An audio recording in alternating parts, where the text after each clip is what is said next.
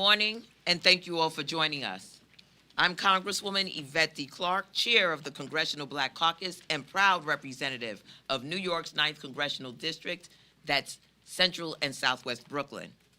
I want to thank my Tri-Caucus colleagues, CHC Chair Adriano Espaillat, and CAPAC Chair Grace Meng, for their leadership and presence here today.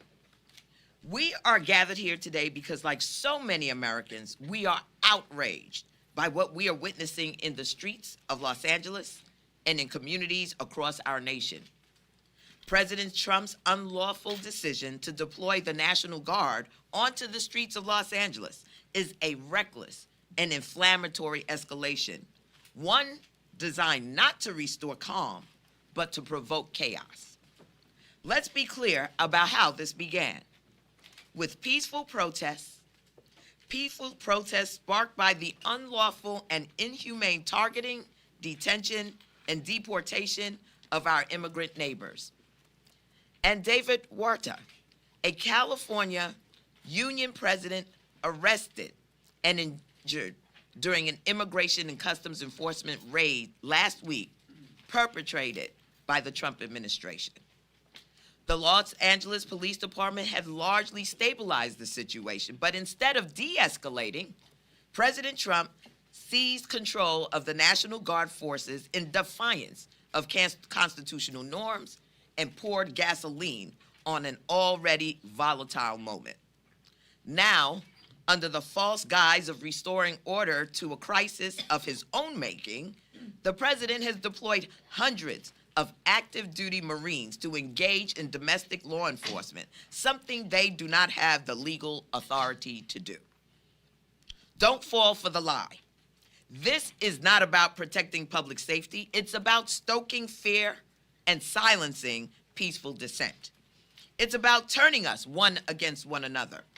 This is a direct attack on civil rights, due process, and our democratic norms, targeting Black and communities of color. Perhaps the most sobering truth is this. For Donald Trump, Los Angeles is only the beginning. If this president is willing to send military troops into an American city over peaceful dissent, we must ask, what happens next?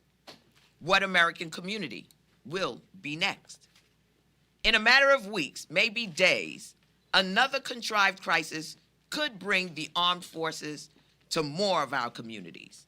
This presence won't be to defend our freedoms, but to instill fear. That has always been his goal, to make every Black, Latino, Asian, and immigrant community, or any American who would dare to speak out against him, afraid. From threatening to arrest a sitting governor, to hinting at martial force against civilians, Trump is not acting like a leader. He is posturing as a strong man, desperate, dangerous, and utterly detached from the principles of democracy.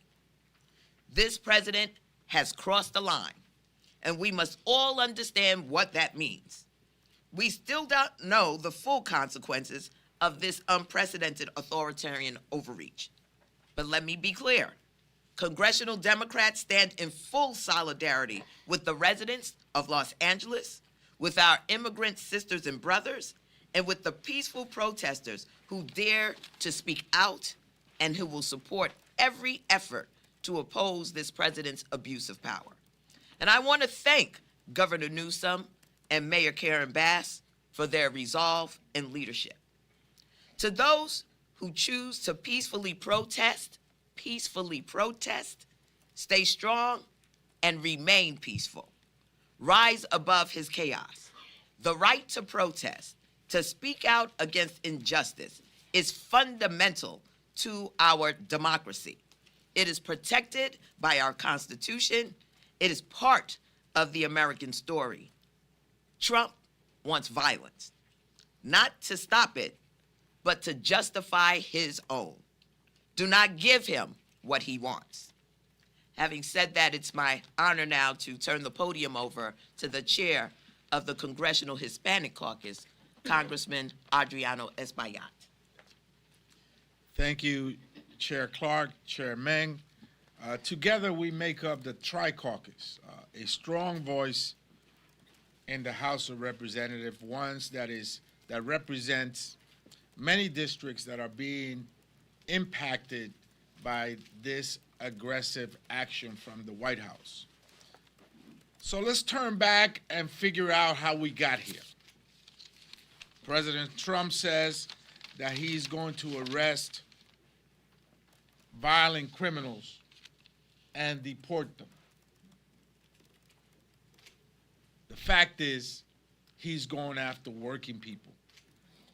He's going after moms. He's going after folks that are trying to make ends meet. He's going into a Home Depot to arrest day laborers. He's stopping families on their way to a Houston hospital where 4 children, U.S.-born children, were deported to Mexico with their parents, including a 10-year-old little girl with a cancerous brain tumor that now has no access to the health care that she needs to save her life. That's who he's going after. And he's doing this in an aggressive way.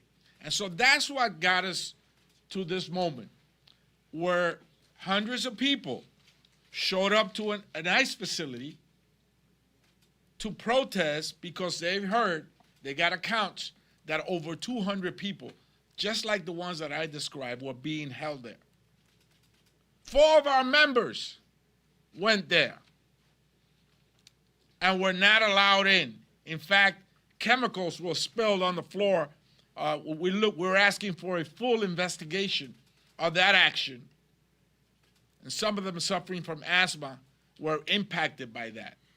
I myself was at 26 Federal Plaza on Sunday as people were called in for court dates on a Sunday. Were dismissed, their cases were dismissed, only to find out that ICE was waiting for them outside in the hallways where they were cuffed, kept in the building, processed for hours upon hours to be sent to a detention center where they await deportation. People that are trying to comply with the law, with the parameters that have been set for them, the regulations that have been told for them to follow, are being trapped in the courtrooms, in ICE offices, as they try to comply with the rules and regulation. That is the state of America today. And that's why people took to the street to protest. And that's why members of Congress went to these ICE facilities to comply with our duties of oversight granted to us by the U.S. Constitution. And we were summarily denied entry. We will be going back. And we will continue to go back until we have access to those facilities and we determine exactly what's going on there, because people are coming in and they're not coming out. So that is what's happening right now in America.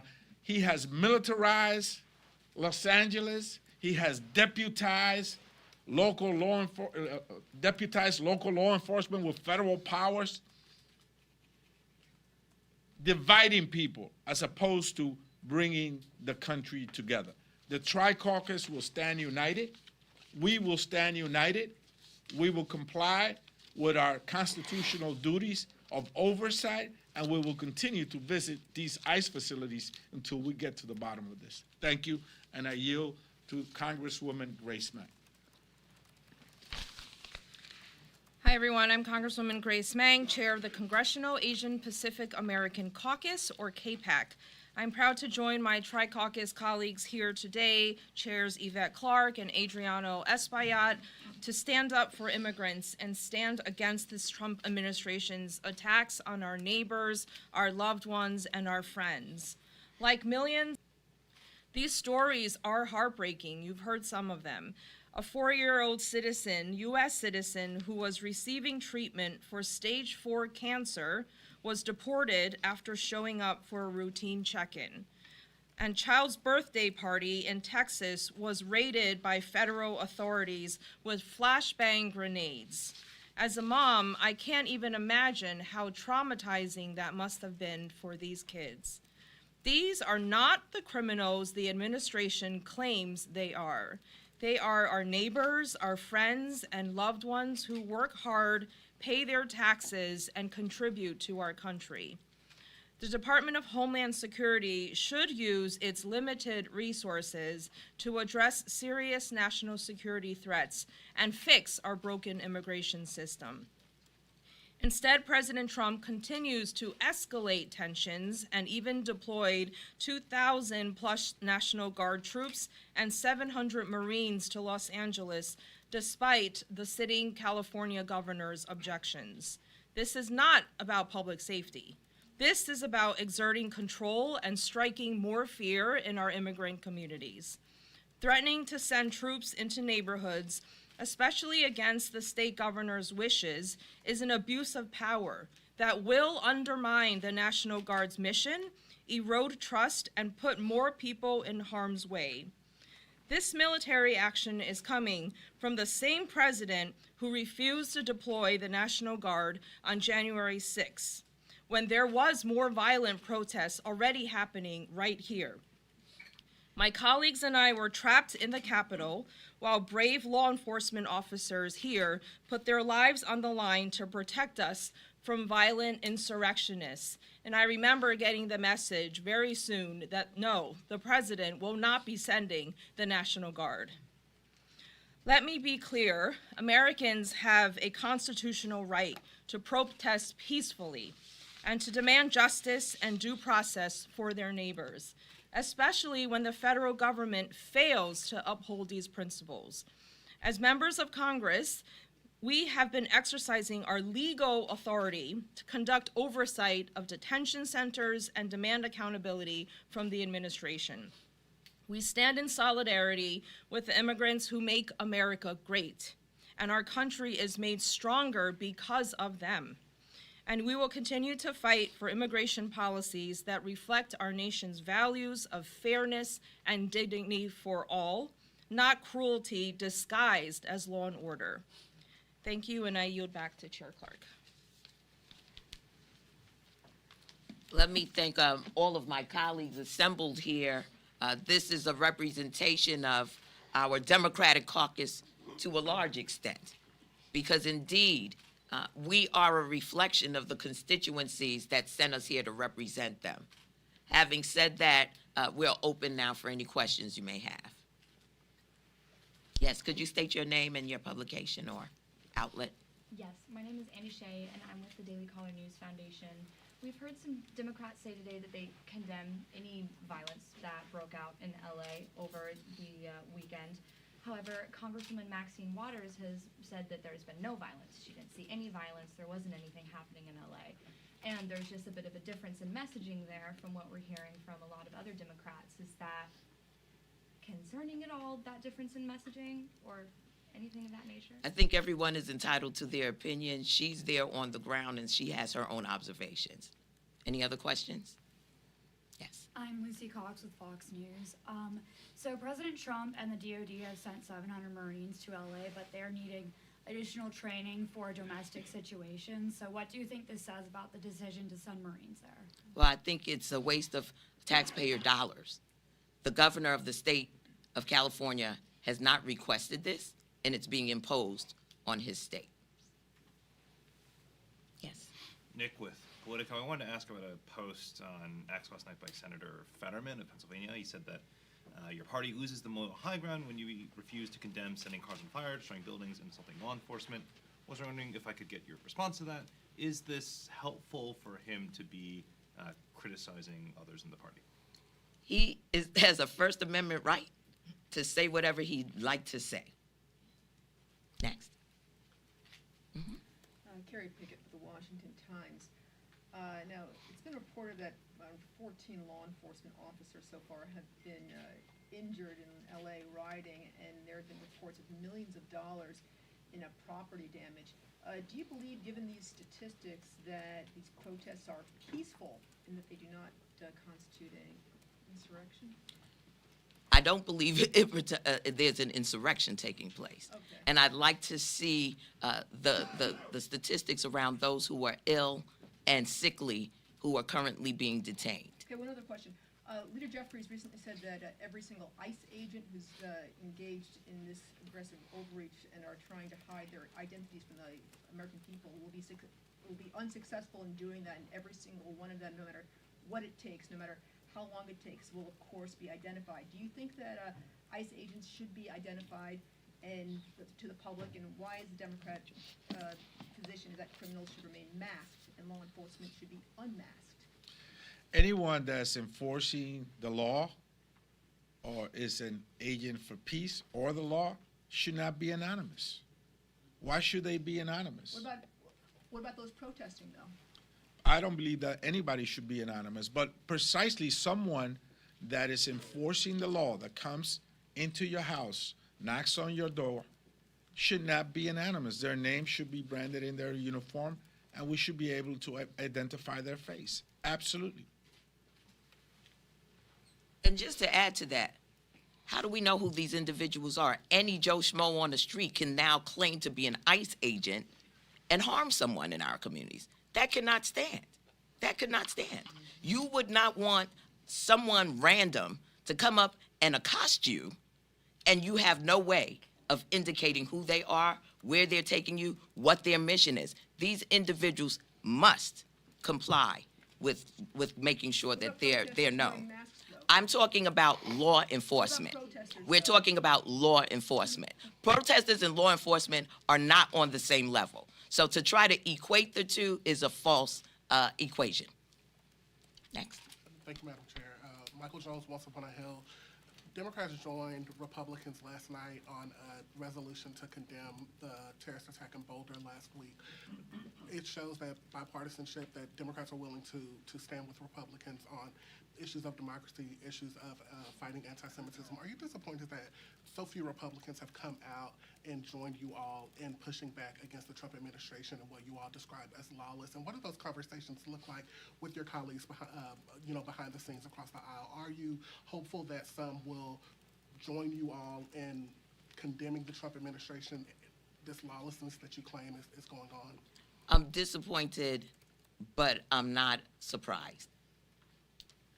I can say that there are Republicans who are weaponizing tools to fight anti-Semitism. Republicans say they stand against anti-Semitism, and at the same time, they're trying to decimate funding to agencies like the Department of Education's Office for Civil Rights, which is our main agency to fight back against anti-Semitism on campuses, for example.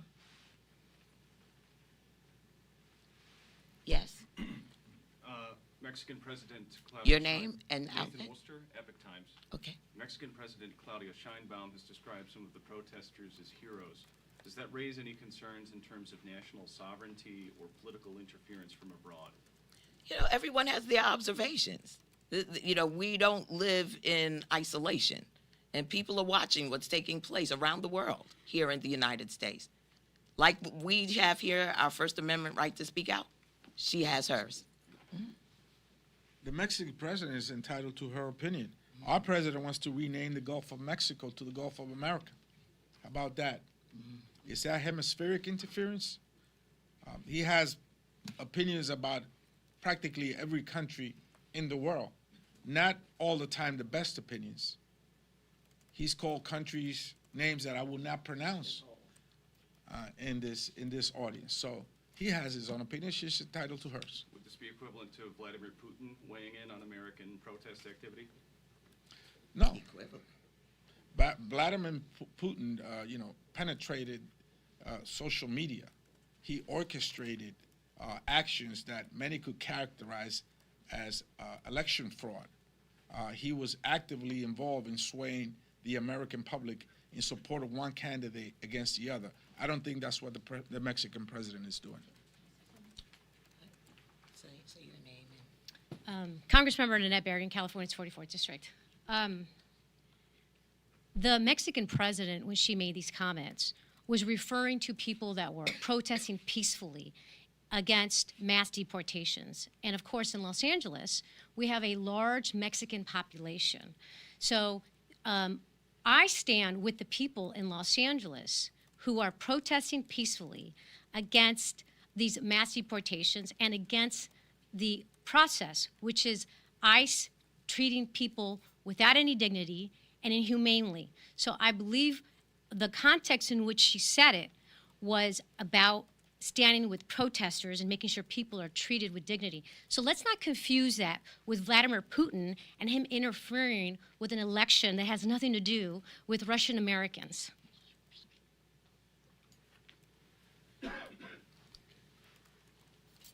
I see you.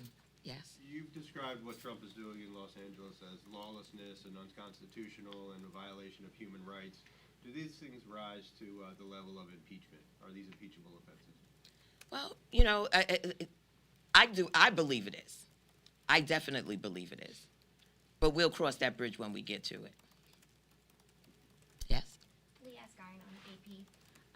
I'm hoping you can just take a step back and characterize the nature of the protests. I think you're getting a lot of questions about instances of violence, whether you characterize them as peaceful. Can you just kind of describe for us, how you see these protests? Are they mostly peaceful? Instances of violence, are they violent protests as? You have heard all of us say and ask protesters to be peaceful. When the protests right here at the United States Capitol were happening, when there was more violence than we had ever seen on the first and second day of the protests in LA, this exact president, when we were begging him to send in the National Guard, when there was already violence and vandalism right here, he refused to do so. So now he's going to turn the argument around and say it's about public safety? You can't be a hypocrite like that. This is not a mob chanting, Jews will not replace us in Virginia. This is not a violent mob chanting, hang Mike Pence, where's Nancy, in the Capitol. For the most part, the protesters are peace-abiding people that are concerned about the aggressiveness of ICE and human rights and the treatment of immigrants across the country. I don't know of any immigrant that leaves his or her house in the morning and says, wait a minute, let me see how I break the law today, get arrested, and deported. Quite the contrary. They probably leave their houses and say, I'm going to abide with the law. I don't want to be stopped. I don't want to be arrested and deported. So the people that are protesting, for the most part, they're not violent. They're not there to cause issues of trouble or vandalism. The ones that are there causing that, we're rejecting that forcefully, and we're saying to people, protest peacefully. But certainly, this is not to the standard of a mob chanting, Jews will not replace us, or hang Mike Pence.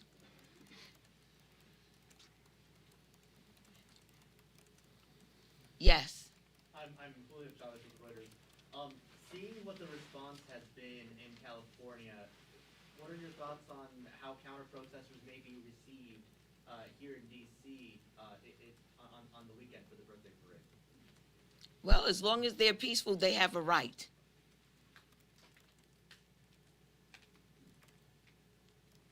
No more questions? Yes, sir. And what is your name again? Yeah, Jacob Adams, Daily Signal. Immigration was a top issue during the 2024 election, which President Trump won, including the popular vote. Do you worry that the American people want, border enforcement and are not with you on this issue? Well, first of all, the border has the lowest crossings in over the past 10 years right now. So it's not about border crossings. What we're talking about are core constitutional values, due process. And this president has violated that. And so, notwithstanding winning an election, I don't believe that any person of goodwill would see what is taking place across this nation and not be concerned about the way that this is being conducted, the violation of human rights, the lack of due process. And we're beginning to see a shift in people who thought one thing about how Donald Trump was going to conduct his immigration policy, which was to go after violent criminals, and are now seeing their neighbors, their congregants, people they work with, being harassed, being disappeared, and being treated as subhuman. All right, we're good. Enjoy the rest of the day, folks. Thank you.